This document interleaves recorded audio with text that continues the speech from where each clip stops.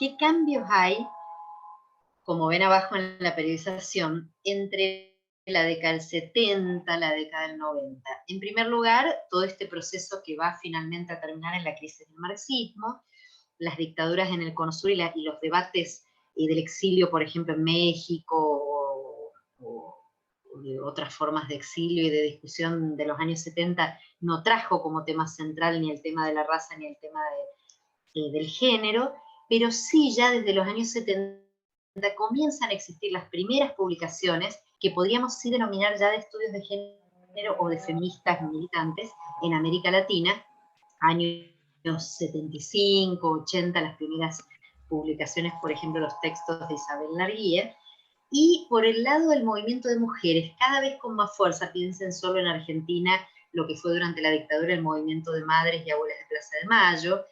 Ese movimiento no es que sea tan nuevo, el movimiento de mujeres, en verdad, que es ya el movimiento de reivindicaciones de la mujer, como movimiento de reivindicación política, tiene una larga existencia y los estudios que hay hechos de historia del movimiento de mujeres lo demuestran, desde fines del siglo XIX en América Latina, pasando por los derechos electorales, o sea, el movimiento siempre existió. Lo que cambia, y probablemente recién después de los años 90, es la configuración de un movimiento feminista que comience, y que eso es más tardío, a tematizar la cuestión de género desde una perspectiva más sociológica. Hay mucho más impronta en la antropología, en otras disciplinas, y la sociología, fíjense que en los años 90, como producto de la crisis del marxismo, de la disolución de la URSS, de la caída de la revolución sandinista en el año 91, cuando pierden las elecciones los sandinistas, recién hacia el año 2000 podemos encontrar un primer concepto que trata de canalizar este encuentro raza, nación y clase, y que al momento al menos de su primera conceptualización o publicación en el año 2000, los textos de Santiago Castro Gómez, Quijano, ¿quién más? Bueno, Orofogel, todo el grupo, incluso el propio Dussel, que están en las primeras publicaciones del año 2000, la colonialidad del poder siempre, incluso las discusiones de Quijano con Wallerstein, tenía mucho que ver con articular la categoría de clase con la categoría de nación y la categoría de raza. Principalmente ese triángulo. Y en ese triángulo, a diferencia de los anteriores, cuando Mariátegui decía, en vez de priorizar la raza, yo priorizo la clase y la nación, y la raza aparece como parte del triángulo, pero no es el asunto primario. Acá, a diferencia de eso, con Quijano, en la idea de la colonialidad del poder, si yo les preguntara a ustedes cuál de ese trípode, cuál pierde más peso, cuál sería, la clase, la raza o la nación.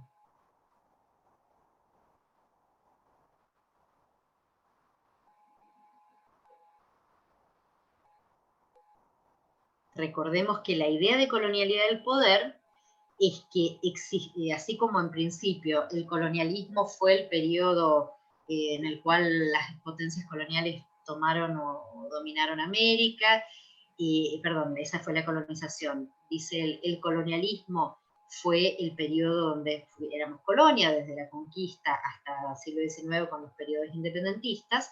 Él dice, la diferencia es que la colonialidad del poder es lo que subsiste al colonialismo, lo que sobrevive al colonialismo, y que tiene que ver con las relaciones justamente racializadas que sobreviven a la declaración de independencia.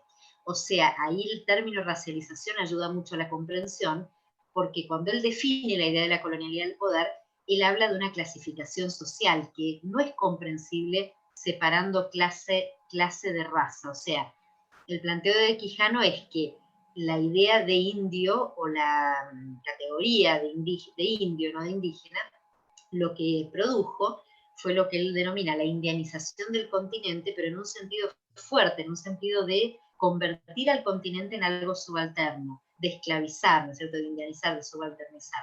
En ese punto, entonces, la idea de la colonialidad del poder tiene que ver con preguntarse, bueno, perfecto, desapareció el colonialismo, pero desapareció también la racialización y la colonialidad a nivel de las relaciones sociales, de las jerarquías. La pregunta básica, ¿hay indígenas en el poder? O sea, ¿el indígena ha podido acceder a las distintas posiciones de poder? Y aquí recuerden, porque esto tiene un parecido importante con la barrera de casta, que son los estudios de Warner en Estados Unidos. O sea, la idea de la noción de casta también reúne la subalternidad de clase y la subalternidad racial. Entonces, si yo les pregunto ahora, en ese trípode, ¿cuál de los tres conceptos, de las tres categorías, es la que queda subsumida?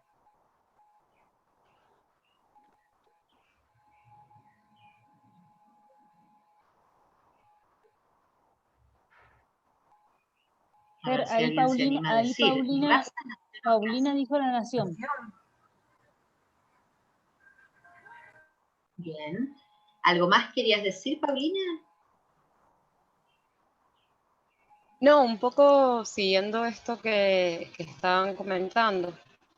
Entiendo que pierde peso la figura de la nación en esa interpretación de la realidad, de la situación. En esto Claro, mismo de plantear que se está racializando hacia adentro de la misma nación, a grupos, a claro, colectivos. claro, y además acompaña un poco el proceso de crisis del marxismo, de crisis de todas las perspectivas más nacionalistas, liberacionistas también, o sea que es un planteamiento como más radical que iba mucho más en la línea de una transnacional negra o de una transnacional indígena, entonces de priorizar, digamos, la noción de clase y la noción de raza. Esto que ocurre como, digamos, que comienza a discutirse en el año 2000 con la publicación de esos textos,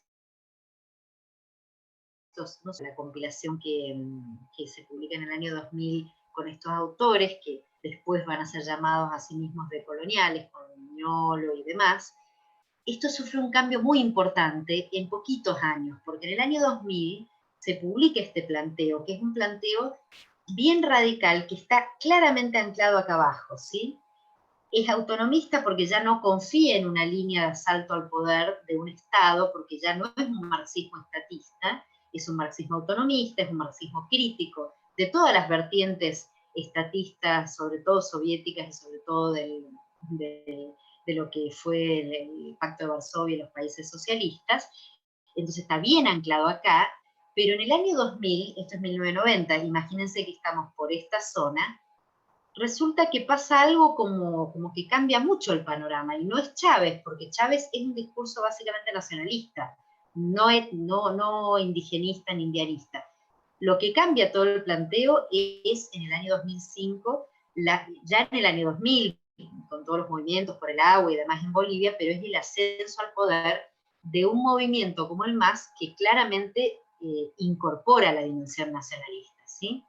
Entonces, a esos 5 años entre el planteamiento de la colonialidad del poder y Miñolo y todo el planteamiento en general, le sucede, por ejemplo, que el propio Aníbal Quijano se distanciara del grupo de Colonial o de Miñolo, etcétera, porque precisamente no coincidía con esa perspectiva que era tan crítica respecto de estos movimientos nacionalistas revolucionarios, indianistas. Entonces, este encuentro de raza, nación y clase es muy importante, porque detrás del levismo y de Bolivia se presenta por primera vez un cambio morfológico. Y es la primera vez que realmente un movimiento indígena puede decir, no es un indigenismo de Estado simbólico nomás, aquí el movimiento indígena está ascendiendo al poder. Ahora, por supuesto, yo les podría hacer la pregunta para terminar la clase y discutir. Con el diario El Lunes, 10 años después, 15 años después, con todos los gobiernos de Evo, con el golpe de Estado, con el retorno, habrá sectores que lo consideraron que se quedó en un indigenismo de Estado. ¿Qué piensan ustedes? Cada uno y cada una va a poder dar su opinión. Pero lo importante es si coincidimos en que hubo un cambio morfológico, en que el movimiento indígena efectivamente llegó al poder del Estado. Eso sería lo que cambiaría y diferenciaría al gobierno de Evo del indigenismo de Estado típicamente mexicano, ¿no? Así que de esa manera yo podría ir cerrando un poquito esto último, me quedaría algo respecto del movimiento de mujeres y feminismo, pero aprovecho para preguntar si hay alguna duda. Fernanda. Sí. Sí, en el esquema, ¿a qué se refiere con interdesigualdades? A eso estoy por llegar ahora, porque hay que incorporar el género, ¿no? Pero bien, cuando se habla de interdesigualdades, viste que tiene mucho que ver Cuando vos decís intradesigualdades, en general tiene mucho que ver con, en un mismo fenómeno o un mismo país, bueno, hay desigualdades internas o asimetrías internas. En general hablamos de interseccionalidad, o sea, tiene que ver con desigualdades que no están desprendidas unas de otras, o sea, con respecto a raza y clase, por ejemplo, está el viejo dicho, ¿es pobre porque es negro o es negro porque es pobre? Y es difícil distinguir, porque si lo llaman negro, simplemente lo llaman negro porque, por su color de piel, o también tiene que ver con que ha sido siempre subalternizado y por lo tanto es el negro que es pobre. Entonces, de la misma manera, cuando hablamos de interdesigualdad o interseccionalidad, hablamos de desigualdades que están conectadas entre sí, que tienen un patrón estructural relacionado, ¿no? Ahora igual voy a llegar un poquito a eso con el tema de género, pero sí sería importante si hay alguna duda, sobre todo respecto de los 3 encuentros entre raza, nación y clase. Así que también damos unos minutitos a ver si hay alguien que quiera hacer una consulta en ese sentido. Profe, le hago una consulta. Sí. Porque el esquema empezó con Mariátegui rojo, amarillo y verde. Y la parte celeste, no sé si me la perdí o... Vuelvo a eso, perfecto, sí. En realidad la parte celeste tiene mucho que ver con una... Yo he puesto los colores para que tengan alguna referencia con cosas que a ustedes les pueden asemejar a elementos así simbólicos. Para ustedes mayormente serían argentines, el celeste es el color del peronismo, en general es un color bien... Y también en otros países, los movimientos populistas tienen una referencia con ese tipo de color. El rojo siempre ha sido el color tradicional del marxismo, pero después ese celeste evoluciona en verde porque empieza a pesar mucho el movimiento ecologista. Entonces ahí hay como una transfusión, hay un cambio importante y tiene también que ver con, digamos, cómo la problemática ecológica empieza a tomar una importancia fundamental en los años 90. En cambio, en el color rojo, la evolución hacia el amarillo, algunos me han dicho si no era un poco un mote de que se habían puesto más amarillos, sería como menos radicales, pero no era mi intención. Mi intención en realidad era sí mostrar la diferencia entre ese movimiento bien ortodoxo, anclado en la bipolaridad mundial del comunismo y el capitalismo, y el comunismo dirigido por la Unión Soviética, y cómo detrás del autonomismo hay una recuperación del marxismo, pero antistatista, ¿no es cierto? En ese punto simplemente. Y por lo tanto, si vos querés, ahora volviendo al tema del nacionalismo, populismo, de la noción de la categoría nación, estos nuevos movimientos cambian totalmente esa versión celeste original, porque te pregunto a vos misma, Jacquelina, ¿qué movimiento es el que sostiene esos populismos de los años 40, 50? ¿Qué movimiento social?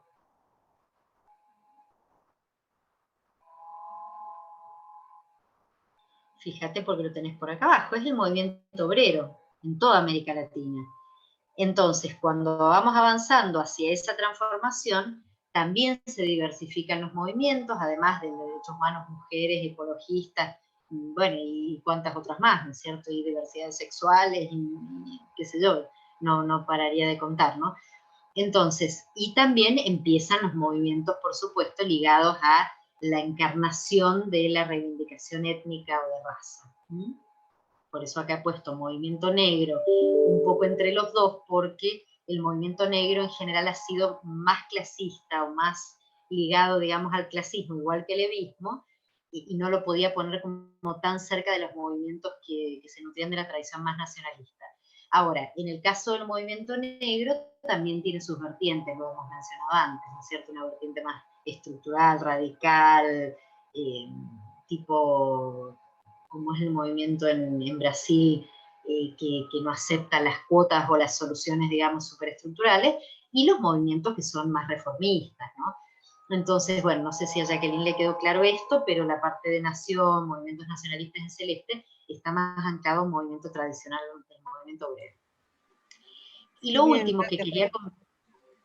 Ah, bueno, bárbaro. Y lo último que quería comentar, y ahí sí volviendo a la pregunta anterior, tiene que ver con esta última etapa, o sea, de la colonialidad del poder que fue, como les digo, un planteo anclado en este trípode de raza, nación y clase, donde género tenía muy poca participación, hasta el año 2000 por lo menos. Esto empieza a tomar forma entre el año 2010, en la sociología por lo menos, ¿no? 2010 y 2020, en la última década, con muchísima fuerza, por supuesto, impulsadísimo también en los últimos años por toda la marea feminista, pero básicamente porque empieza realmente a tomar todo el costado o la dimensión de género un peso fundamental en esta idea de interseccionalidad. O sea, si bien es claro que la raza, la nación y la clase tienen mucho que ver con todo el sistema moderno colonial, el patriarcado no había sido fuertemente tematizado en estos conceptos. Y sobre todo estamos hablando todos de varones, porque Grof Vogel, que es uno de los que siempre ha tratado de incorporar la cuestión de género, sigue siendo Ramón. O sea, hasta por lo menos el año 2010 es donde realmente ahí hacen eclosión los feminismos del sur más en la sociología, y creo que es ahí cuando empezamos a tener las grandes autoras, digamos, que nos permiten a nosotros construir un ya no trípode, un cuádruple sostén, digamos, conceptual, que yo no lo he puesto acá todavía porque es más reciente, ¿no es cierto? Pero que claramente creo que ahora podríamos empezar a pensar quizás acá en un RNCG4, ¿no es cierto? Sería muy lindo cualquiera que quisiera hacer una tesina sobre este tema, ¿no es cierto? Y utilizando un poco la bibliografía que hay, pero para la sociología es un poco más reciente esto, ¿no? El foro de desigualdades, por ejemplo, bueno, que ha tenido mucho peso Elizabeth Yelin y Sergio Costa de Brasil, ha colaborado mucho en estos estudios sociológicos, ¿no? Pero me parece que ameritaría acá prácticamente abrir de nuevo este infinito o poner, aunque sea como algo nuevo, el RNCG4, que para mí sería el momento donde realmente irrumpe el género como parte estructural en esta nueva costelera.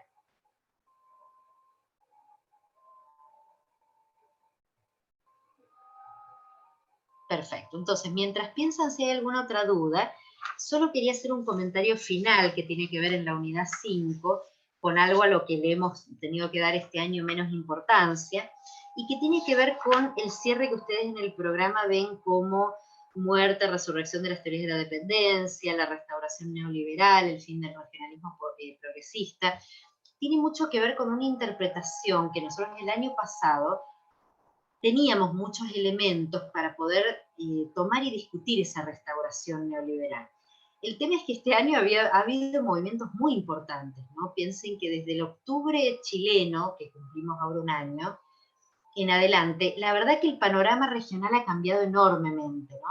Entonces, por eso me pareció que de las cosas que ahora podíamos realmente reducir porque no tenemos los elementos suficientes para hacer una discusión profunda, está este punto, que sí me gustaría llevarlo a una reflexión final con ustedes. El año pasado, cuando preparábamos nosotros el programa, y en el mes de mayo, junio, que hay que presentar el programa en la facultad, la verdad que la región parecía dominantemente hacia un camino de la restauración neoliberal. Ahora, desde octubre, con la rebelión que tenemos en Chile, pasando por el cambio en el gobierno argentino y los cambios que podemos observar también en distintos países de la región.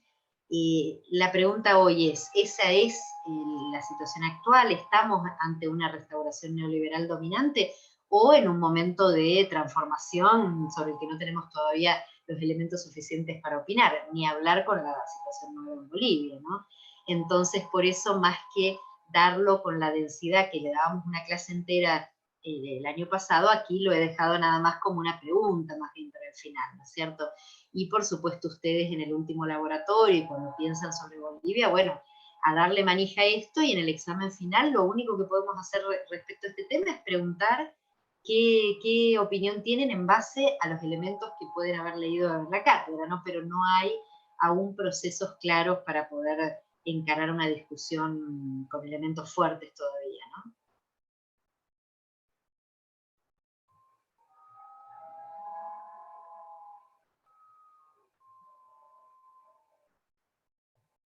Entonces aprovechemos estos últimos minutos por si quedó alguna duda, como para aclarar, o algún comentario.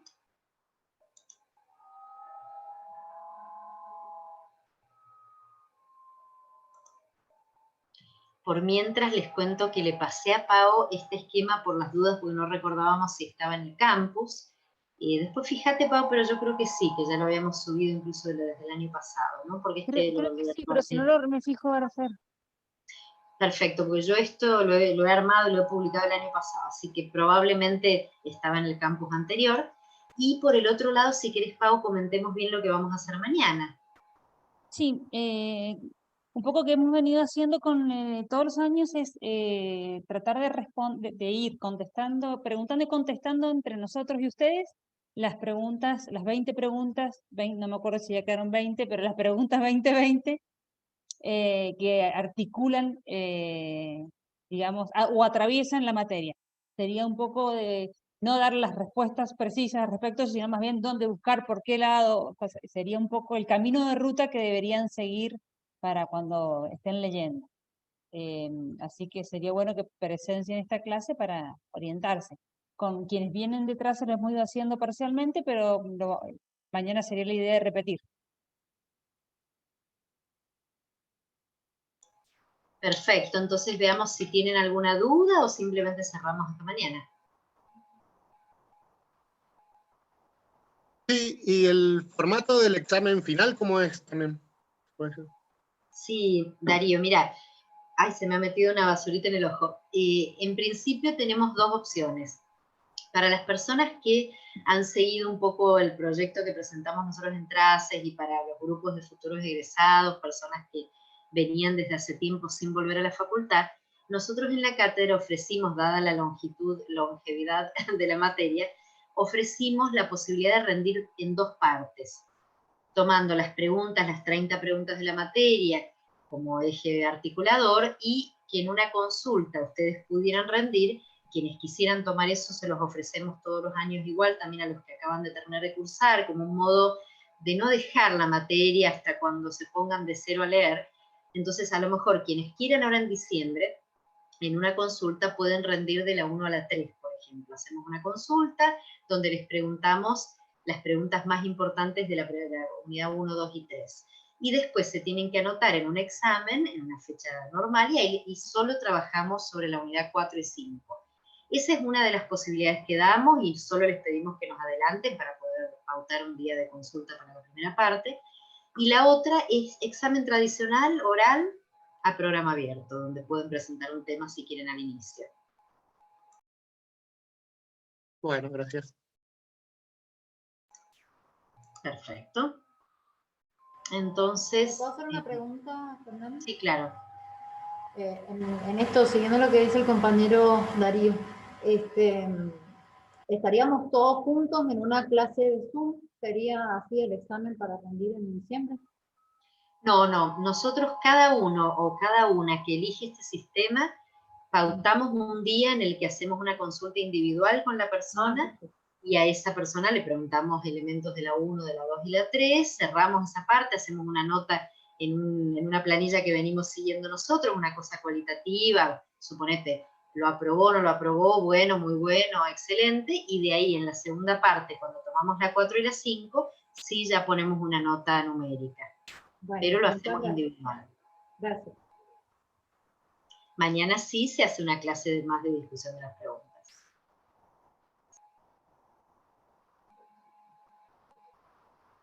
Perfecto. Entonces veamos si no hay ninguna otra pregunta, simplemente cerramos hasta mañana.